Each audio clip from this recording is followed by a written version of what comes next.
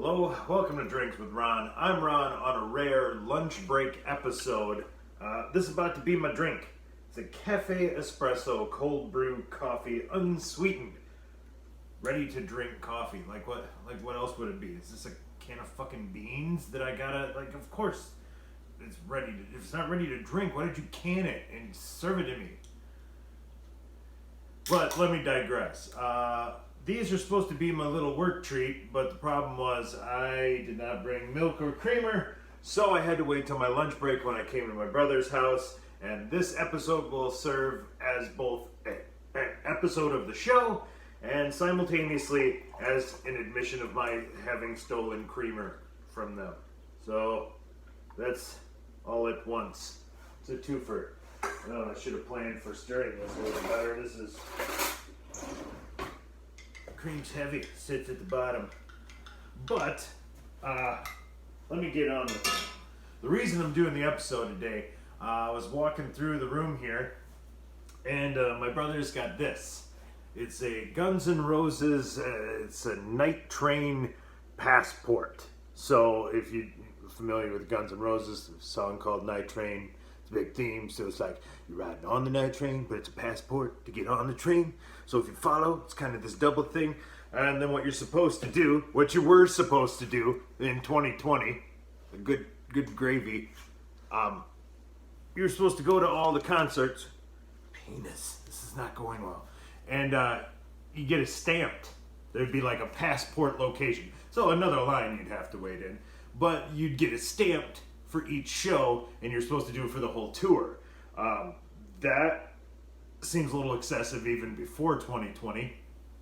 So I told my brother, why don't you just put all your old concert stubs in here? And there's room for, 20, 24? Yeah, like he's probably got about that many. I'm not joking. My brother has seen Guns N' Roses so many times that it is crazy. It's probably not the band he's seen the most because they are a little more pricey and a little harder to get at, but he's seen them a shitload of times. I've seen Guns N' Roses one times. They say, you want to know how big of a fan my brother is? Like, he went when they first lost Brian Johnson to the hearing thing. They had a tour schedule, but Johnson couldn't hear, so there was rumors going around that at the shows he was getting all off beat and didn't know quite what was going on. So they pulled the plug, and I guess Axl Rose called them and said, "Hey, heard about this thing? That's shitty. If there's anything I can do, let me know." Well, apparently the thing he could do was take over for Brian Johnson and finish the tour. So my brother is probably a bigger AC/DC fan than Guns N' Roses fan. Had to go see that. So he's seen just about... Okay, let me sum the whole thing up with one nice little anecdote.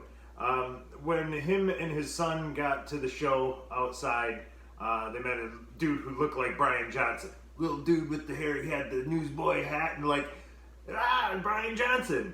And he says, yeah, this guy's named Axl.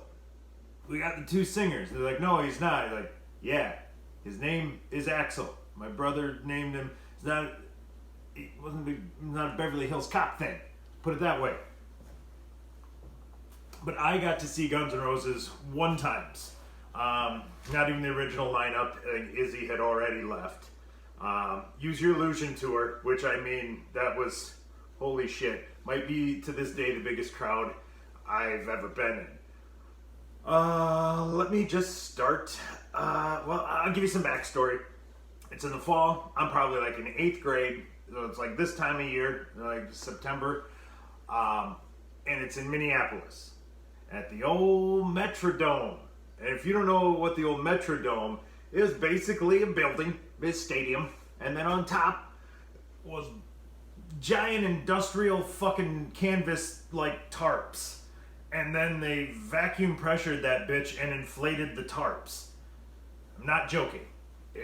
Go Google it, kids. If you're under 30, go Google the Metrodome. I'll wait. Anyway, so it's at this Metrodome. I'd never been there yet. I've been there a couple of times after. But, big hall. I believe we got like a motel in La Crosse, Wisconsin, which is a couple hours closer from where I am now, but still hours up to the cities. I think between 2 and 3, if I remember right. A lot of those drives from La Crosse to the cities, a little hazy if you follow me. But, so yeah, it's, big haul up there. It's me, my brother, his girlfriend, my sister, and my brother's buddy, Bishop. And Bishop, I just got to give you a little quick backstory on him because I'm sure it'll come into play. Bishop's been a friend of the family forever. He comes to like most family shit. He's just always invited. He's Bishop. He's just there. A lot of the times, my brother's favorite thing is to rip on Bishop and get him all worked up. I think a lot of them enjoy that. So a lot of times Bishop serves as this, hey, bring Bishop along, we'll fucking give him the business and we'll get him all worked up. But Bishop is always down to party. He's ready to go at the drop of a hat. He can pay for his tickets usually. I mean, he's just a perfect plug and play guy for a situation that you run into. But so it's him, my sister, and myself in the back seat. And I remember we weren't even out of town, and my brother's got him going, Bishop, you asshole. Asshole? Why you call me an asshole? I just gave you string cheese. String cheese doesn't make you a nice person. He's all butthurt. So yeah, we're 2 miles outside of town, and this is how it's already starting. So the trip up, not too eventful. We get to La Crosse, little gas station, probably a quick trip actually, right next to the motel. God, I bet that was on the north side. I got pizza slice wrapped in tin foil. One of my favorite back in the day memories. There used to be a little kids, get your notebooks out. There was this little thing on the counter, a little glass display case with a light and a heater, and there was little metal rotating trays. And they would cut up pizzas into like 6 big slices, wrap them in single slice foil, and put them in there. And you could buy a slice of pre-cooked pizza. It was amazing. So anytime I got the opportunity, I did that. That was great. So we get our motel. Shitty little motel, I think a couple of twin beds. I'm like, okay, I'll sleep on the floor. Fucking Bishop's probably gonna sleep on the floor too. But it's whatever. Let's just get up there. So we get up to La Crosse. My mom's 1984 Pontiac Sunbird hatchback, the Blue Goose, as it affectionately later became known, because at this point it had not yet acquired the boat horn that it got the name Blue Goose from. So I believe we didn't have a horn at all at this stage. And my brother's girlfriend's driving, and I remember there was some consternation. She was not the strongest candidate to drive in a city as such. But my brother didn't have a license. I don't believe Bishop had a license. I'm pretty sure my sister didn't have a license, and I was in 8th grade. So we're out of options. So we're taking Mom's hatchback up because it was probably the best car that we all had between us. And on our way out the door, she says, hey, take this radiator hose. Okay. Well, it's just been kind of overheating, acting kind of funny. Take the radiator hose with you. Okay. So we throw it in the back. Drinking my big buddy 32-ounce fountain soda with my pizza, and we make it up to the cities. And I'll be damned, we didn't, no wrong turns. We got right to the parking ramp outside the Metrodome, where they're nice and early. We're making good time. We pull up, get up to the very top deck of this parking ramp where you can see the bubble top Metrodome. We pull up, get out, everyone walks around to the back. I just get ready to sit on the bumper, and boom! Loud fucking explosion, and then all this green sauce starts running all the way down the parking ramp. And if you have more than a cursory knowledge of cars, you know that all that green sauce came from the radiator when the radiator hose blew. Great! Get the radiator hose out of the back. So we have to install this thing on the flaming hot car, but we need to put shit in it. Like, what are we going to do? We don't have time, the concert's soon. We can't really drive this thing with no sauce and go get some more antifreeze. Because we didn't take antifreeze, we took a hose. So I think my brother had to like dump out his drink and like go find some security guard and run down the ramp, and had to con this security guard into filling these cups up with water. And then we had, dump it in the radiator. And like, okay, well, after the show, we'll get to a store, we'll buy some antifreeze, we'll mix, top it off, we're good. Just a couple hours back to La Crosse, we're golden. So this puts us a little bit behind. Opening act, which kind of remind me, I just heard him on the way up here for lunch. The opening act, I wasn't too keen on seeing. Initially, it was supposed to be Ice-T's band Body Count, which I was all about. I was pumped to see Ice-T and fucking Body Count. And like I said, like 1991 or whatever it was. Like it was, go Google that. I mean, yeah, you think things are changing in this country, go back and listen to Cop Killer from 1991. I guarantee you those sentiments and every word that he says in that album, he will stick by to this day.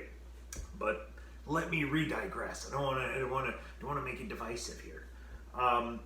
So it wasn't Ice-T. I wasn't too bummed about missing him. I want to be in Faith No More. So now I'm kind of wishing we would have got in there to see it. But like I said, we blew a radiator hose. We got green sauce running down the parking ramp at the Metrodome. I'm killing time, looking over the edge, spitting off there, trying to, cars come in with top down, maybe you can catch a look there, drop a penny or something. But anyway, we're keeping busy, waiting for the water to come back, get the car in working order. So we get everything squared away, good to go. Bishop doesn't have his ticket. He's got to go get it at will call. Okay, my sister and I have tickets, kind of limited view off to the, as you're looking at it, we'd be on the left of the stage, way up high, kind of looking in from the side. View wasn't an issue. Sound was not an issue. So my brother and his girlfriend had more like floor, which I believe was still, I don't know, I don't think there might have been seats. Yeah, there had to be seats. So they had more like, I can't remember, yeah, like 6th row or some shit. No, they had good tickets. Anyway, Bishop had like a 6th row ticket. He's waiting on to pick up at will call. So he goes, he gets to will call. His ticket ain't there. Don't get me started about that. So Bishop, in a panic, whoa, what do? I ordered a ticket. My ticket's supposed to be here, blah, blah, blah. He said, well, how many you need? Just the one? Yeah, just me. Well, I got an open one in the front row. So Bishop picks up a front row fucking ticket. Like, only Bishop. So now everything's kind of more running behind because, like I said, we're all over the place. So my sister and I eventually have to, and as we're getting ready to go in for this, big lines. But like I told you earlier, with the pressure, I had no idea. When you open the door, it's just like vacuum suction, like it messed with you big time. Like there was more suction than I didn't know that was coming. I'll just leave it at that. So then once we get in, we have to split off. You hear music hit as we're trying to get to our seats. Like, oh shit, Metallica's out here. And this was, like I said, 91, something like that. 92. Yeah, 92. Nope. Late 91. 92, 93. Anywho, James Hetfield had just blown himself up with some pyrotechnics in the weeks prior. So he was not going to be playing. Now he was there, he was going to do all the vocals, but he had some burns on his arms, and those guys back in the day looked like a pack of Wookiees. It's amazing he didn't go completely up in flames. So it was good luck there. So like I said, he's gonna play. They got a stand-in guitarist. I wasn't huge on the band at the time. I loved it. It was the Black Album, which was great. That came out right about the same time.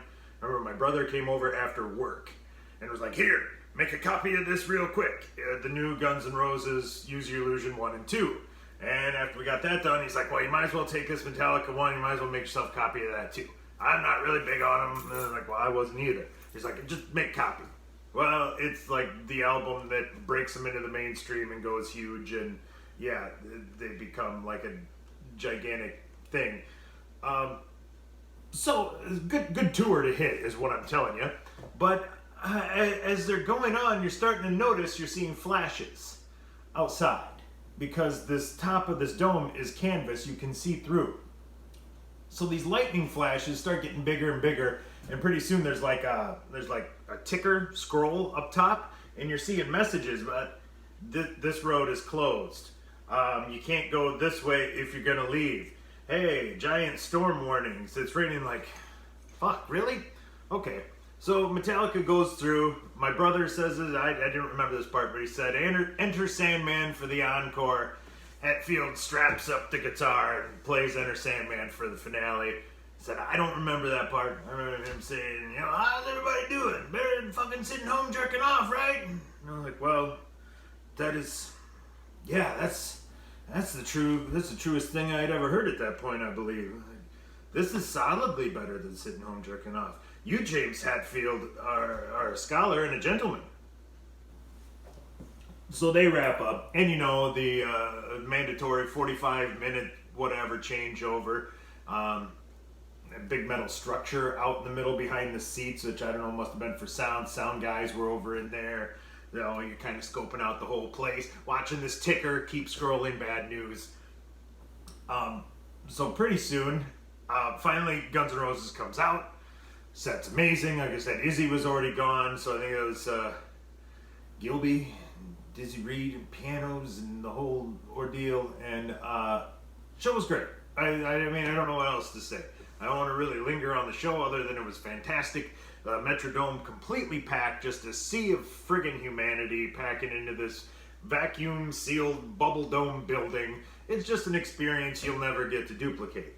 So finally, well, now here's the rub. Back in the day, when the show gets out, we're all going to have to leave from separate places and meet back up at this parking ramp. So I got my sister and I, and she's like a 12-year-old girl. So the whole show, she's just, oh my God, there's Axel, and geeking out the whole time. So now it's her and I that are going to have to try to get back to this ramp. Right? I say I'm like 13 or some shit. So we get out, big cluster, everyone's trying to rush out. But when these doors open with this vacuum seal, it's fucking rain. So the water, you're like, holy shit, it's doing insane shit there. I got outside. The rain was pouring so hard, I couldn't breathe. Like, it was so steady over my face. I literally had to take my hand like this and rub over it to get breaths of air. I've never been in anything like that before. It was fucking insane. Somehow, my sister and I get back to the ramp, meet up there, soaked. I said 84 Sunbird, vinyl interior. Bunch of people fucking packed into this car like fucking wet sardines. Bishop shows up. My brother and his girlfriend show up. Holy shit, we did it! Like, we're back at the ramp. Oh yeah, there's a goddamn monsoon. So, we start leaving the ramp, and that's when it dawns on us that, oh yeah, we don't have green sauce in the car because of that hose. So the little heat meter's going ape shit, and you're waiting in a line to get out of there, and you're like, oh my God, we're gonna blow this hose or we're gonna blow the engine. So, white knuckle situation, we finally get out of the ramp, we start moving a little bit, so it cools off a little bit. We just gotta get to a gas station, get this green shit. We don't know where one is, but it's the Twin Cities. One will fucking pop up. So we pull up to a stop sign, and there's a street, water's running downhill, looks like a river. I'm not exaggerating. I saw this dude, big 4x4 truck, try to drive up this. He got about halfway up, and then he turned and slid all the way back down. And there we are, 5 people crammed in a front-wheel drive 1984 Pontiac Sunbird that is currently overheating as a fucking river runs down the hill. And we got to get from here up the rest of this hill to the gas station, which we can see. So we're sitting there panicking. What do we do? A truck got washed away. What's the Sunbird gonna do? So we all talk. The consensus, which I believe is my idea, is to gun it across, get your fucking tires up on that sidewalk, and we can drive up the hill. Okay, that's all we got, because we can't sit here and fucking wait. The car's overheating, it's gonna blow. So we go. She takes off, hammers at a little bit of an angle. We start getting pushed. She hits the curb. Boom. Tire jumps up. Left tire. We ride right up the hill like a fucking dream, watching cars come by us the other way, trying to make it up and not doing it. And we're science. Just scienced it. So we get up, get our green sauce, top it off, get some beverages, lock in for the long haul. We got to figure out how to get out of town. It's still raining like crazy. So I end up falling asleep. Wake up in the morning, we're parked somewhere like outside of a bakery. We all just slept in the car, so it's 5 people sticking to vinyl in each other, and the windows are all fogged up from the heat. And my brother said he woke up to a dude like looking in the car window, like, make sure, I don't know, they probably wouldn't have thought we were on meth, but whatever the early 90s equivalent of meth heads would have been. I don't know what that would have been in white America, but yeah, anyway, they looked at us like we were a bunch of meth heads sleeping in a parking lot. So we had to hurry up and hammer it and got out of there and got back to La Crosse. Like, we didn't even sleep in this room. We didn't do, we should get our money's worth. So let's trash it. We pulled the blankets and shit, dumped everything. It was a hell of an adventure. From there, a couple hours to home, and man, back to school on Monday with a hell of a story to tell. So, well, about time to get back to work, so I'm going to wrap it up and finish my coffee and do just that. So, for Drinks with Ron, I'm Ron, signing off.